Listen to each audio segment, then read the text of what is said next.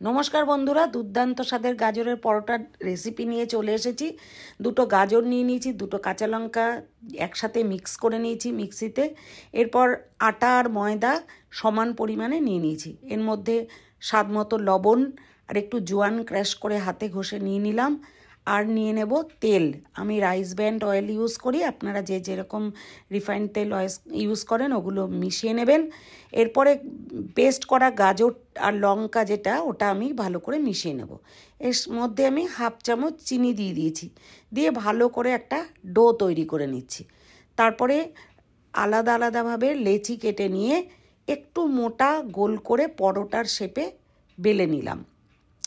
নিয়ে এইবার এইগুলো হালকা তেলে এপিট ওপিট করে ভেজে নেব, তেল ব্রাশ করে। দারুণ কিন্তু খেতে টেস্ট হবে।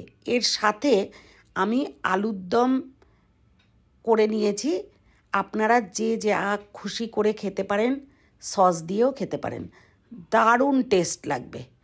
এইভাবেই করে খেয়ে দেখবেন, কেমন লাগে আমাকে জানাতে ভুলবেন না। Thanks for watching.